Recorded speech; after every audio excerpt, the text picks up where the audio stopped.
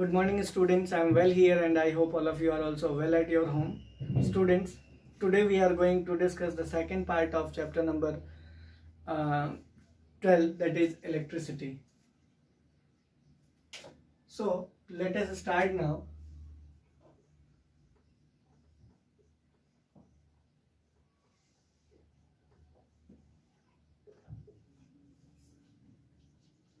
इसमें लास्टली हमने क्या क्या देखा था वो मैं आपको एक बार बता देता हूँ। सबसे पहले मैंने आपको ये बताया था कि इलेक्ट्रिसिटी क्या होता है।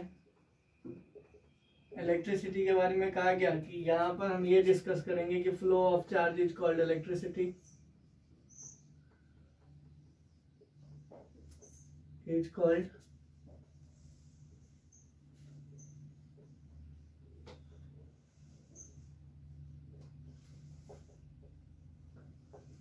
ठीक है।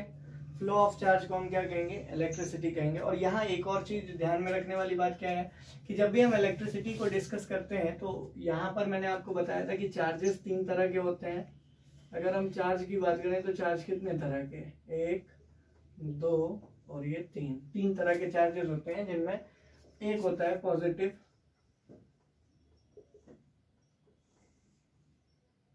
दूसरा होता है नेगेटिव और तीसरा होता है न्यूट्रल। इसको नो चार्ज कहते हैं। पॉजिटिव को हम प्लस से दिखाते हैं, नेगेटिव को माइनस से। ध्यान रहेगा बेटा। उसके बाद मैंने आपसे ये भी कहा था कि इलेक्ट्रिसिटी किसी भी ऑब्जेक्ट से पास होगा या नहीं होगा, उस बेसिस पर ऑब्जेक्ट तीन तरह के बताए मैंने। ऑब्जेक्ट कितने तरह का बताया, तीन तरह का, जिनमें एक बताया कंडक्टर, दूसरा बताया बैड कंडक्टर और तीसरा क्या बताया, इंसुलेटर। ठीक है। यहां पर ये गुड कंडक्टर था। गुड कंडक्टर में मैंने बताया easily pass electricity through them, objects that easily pass, that allows the electricity to easily pass through them,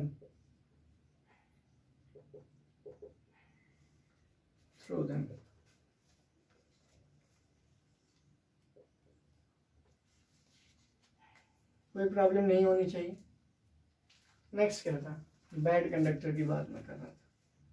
bad conductor क्या है बेटा, बहुत आसान है। Those objects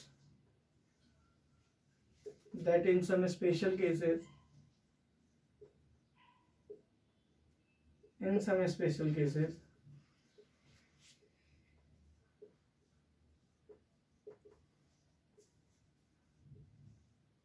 allows electricity to pass through them.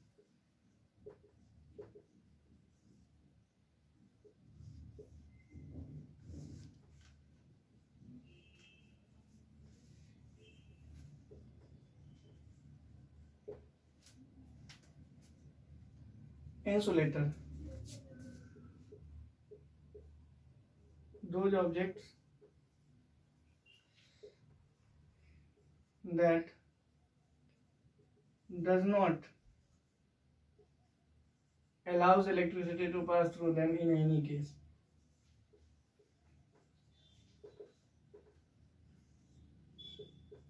To pass through them in any case.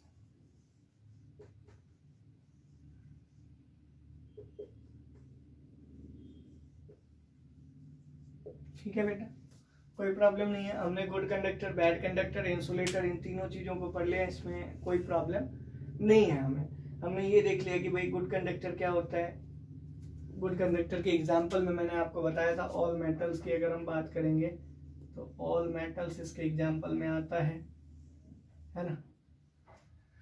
उसके बाद जब भी हम बैड कंडक्टर की बात करेंगे तो बैड कंडक्टर में क्या आएगा, वुड की बात कर रहा था, डिस्टिल्ड वाटर की बात कर रहा हूं मैं, ये सब क्या है, बैड कंडक्टर। डिस्टिल्ड वाटर है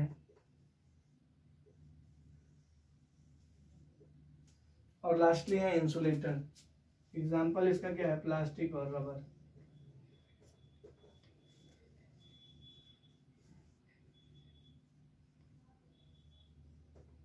कोई प्रॉब्लम होनी ही नहीं चाहिए इसमें।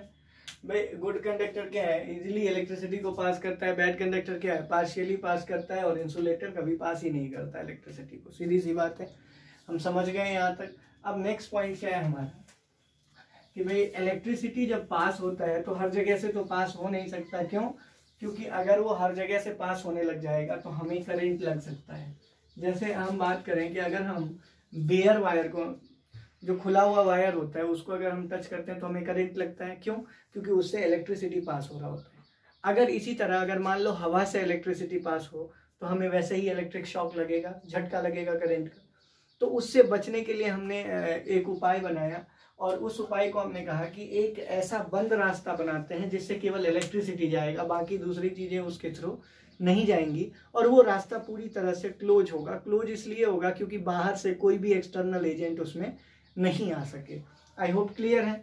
तो हम क्या कहते हैं कि उस एक्सटर्नल एजेंट ना घुसने देने वाले जो पाथ की बात हम कर रहे हैं, वो पाथ क्या कहलाता है, इलेक्ट्रिक सर्किट। इलेक्ट्रिक सर्किट क्या होता है, एक बंद रास्ता होता है जो कई सारे इलेक्ट्रिकल इक्विपमेंट से बना होता है, जो इलेक्ट्रिसिटी को पास करते हैं, जैसे वायर से, स्विच से, बल्ब से, नहीं सेल से, वो भी हम देखेंगे।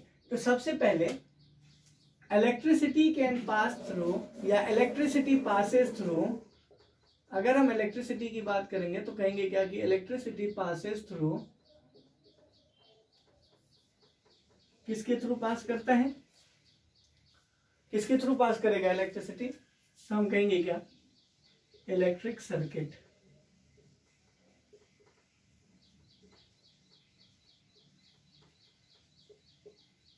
ठीक है, electricity passes through electric circuit. किसके थ्रू पास होता है बेटा, तो हमारे पास एक ही ऑप्शन है, इलेक्ट्रिक सर्किट। कोई प्रॉब्लम नहीं है। इलेक्ट्रिसिटी अगर इलेक्ट्रिक सर्किट के थ्रू पास होता है तो अब हमें ये जानना चाहिए कि इलेक्ट्रिक सर्किट क्या होता है।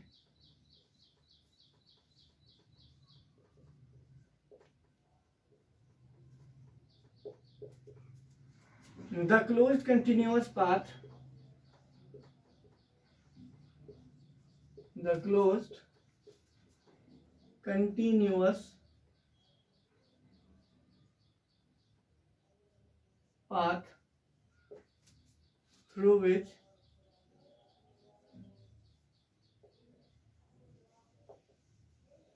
electricity can pass easily.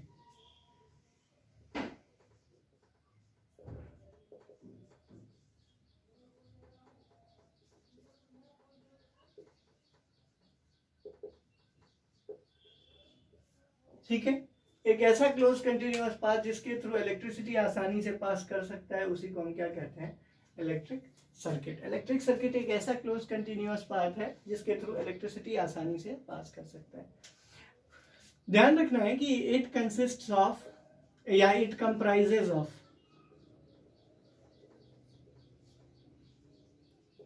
किन चीजों से बना हुआ होता है ये, इट कंप्राइजेज ऑफ व्हाट। हमारा क्या क्वेश्चन है कि इट कंप्राइजेज ऑफ व्हाट, तो हमारा आंसर होगा स्विच, बल्ब, ठीक है, उसके बाद वायर, उसके बाद सेल, ईटीसी। ठीक है बेटा, ये सारी चीजें हम देखेंगे। पहले एक बार डायग्राम देख लेते हैं इलेक्ट्रिक सर्किट का, लेकिन उससे पहले क्या करेंगे कि इन सब के सिंबल्स को देख लेते हैं कि स्विच को हम कैसे डिनोट करते हैं। देखो बेटा, स्विच जो है उसको डिनोट करने के लिए हम इस तरह का सिंबल बनाते हैं। अब स्विच दो तरह का बनेगा। अब ये जो बाहर है ये तो जुड़ा हुआ नहीं है, तो इसका क्या नाम है, स्विच ऑफ। क्योंकि ये जुड़ा हुआ नहीं है, कनेक्शन इसका कटा हुआ है, आपको दिख भी रहा होगा। दूसरा, स्विच ऑन की अगर हम बात करें तो वो इस तरह से है, इसको कहते हैं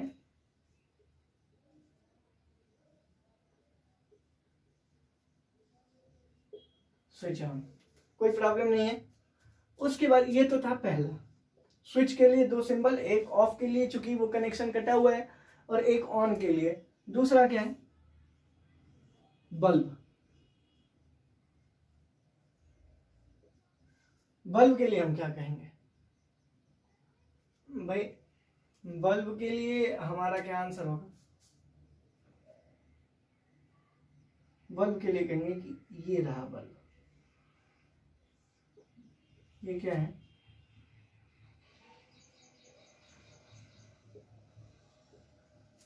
ठीक है। उसके बाद अब आप ये पूछ सकते हैं कि सर ये जलता हुआ बल्ब है या बंद है बल्ब, और बल्ब जब जलता हुआ होगा तो कुछ इस तरह का होता है, ग्लोइंग बल्ब, जलता हुआ बल्ब, ठीक है बेटे।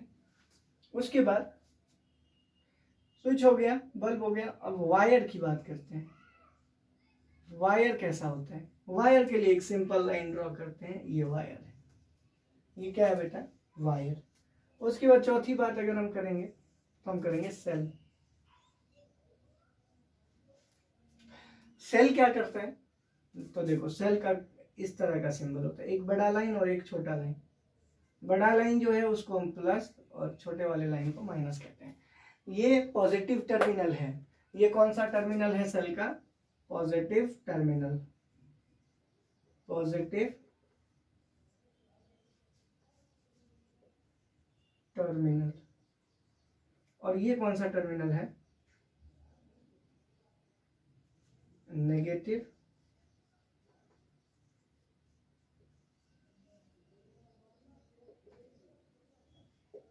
ठीक है।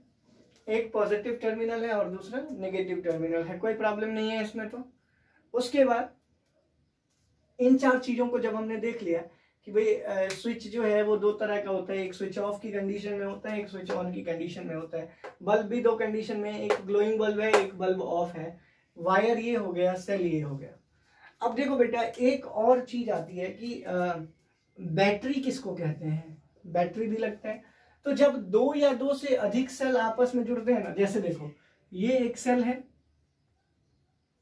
ठीक है। अब मैंने क्या कहा कि दो से अधिक सेल जुड़ने चाहिए, तो दो से अधिक सेल कैसे जुड़ेगा, एक छोटा एक बड़ा एक छोटा। अब दो सेल हो गया, उससे भी ज्यादा जोड़ दो, लेकिन ये हमेशा ध्यान रखना कि एक एंड अगर बड़ा वाला है तो दूसरे एंड पर क्या होना चाहिए, छोटा वाला होना चाहिए।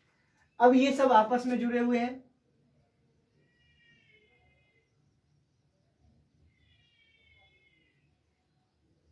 ये हो गई आपको बैटरी। ये क्या हो गया, बैटरी। कोई प्रॉब्लम इसमें होना नहीं चाहिए।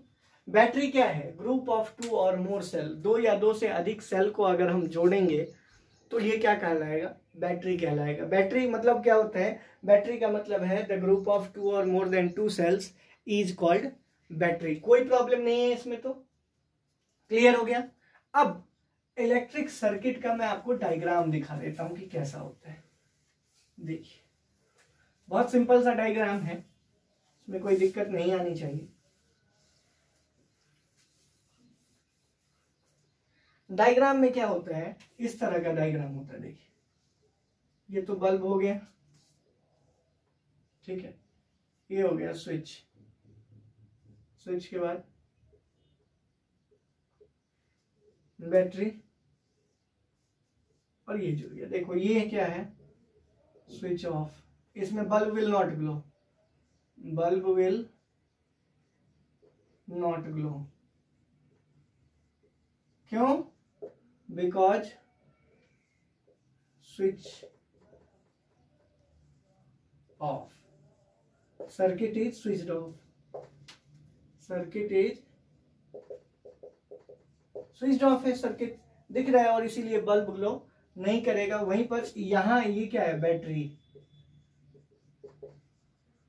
ये क्या है, वायर, ये क्या है, स्विच, ये क्या है, बल्ब। सभी चीजें देखने को मिल रही हैं। अब यहीं पर एक आइडेंटिकल स्ट्रक्चर अगर हम बनाएं इस तरह का, तो यहां बल्ब हो गया, यहां पर क्या हो गया, सेल हो गया, बैटरी हो गई, ठीक है। उससे पहले एक स्विच बना देते हैं। अब देखिए क्या यहाँ बल्ब ग्लो करेगा? तो हम कहेंगे yes bulb will glow, yes bulb will glow in the given circuit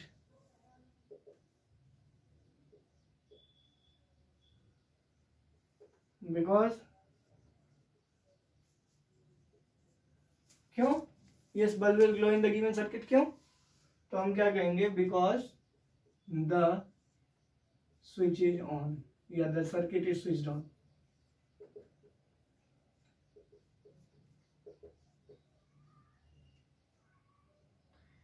switch on. हमेशा ध्यान रखिए कि जब भी सर्किट में बल्ब ग्लो करेगा, कब? जब ये जो बैटरी है या ये जो स्विच है, मान लो बैटरी प्रॉपरली कनेक्टेड होना चाहिए। ये नहीं कि दोनों तरफ प्लस ही हो गया, बैटरी प्रॉपरली कनेक्टेड होना चाहिए और साथ ही यहाँ पर ये कोई एक्सटर्नल चीज नहीं आनी चाहिए। और ये बल्ब ग्लो कर रहा है, यहाँ मैं आपको दिखा देता हूँ, कोई एक्सटर्नल चीज नहीं आनी चाहिए और स्विच ऑन होना चाहिए। तो ये सारे कंडीशंस जब फॉलो करेगा कोई भी सर्किट, तो बल्ब आसानी से ग्लो कर सकता है। अगर इनको फॉलो नहीं करेगा तो बल्ब ग्लो नहीं करेगा। आई होप यहाँ तक आपको समझ में आ गया।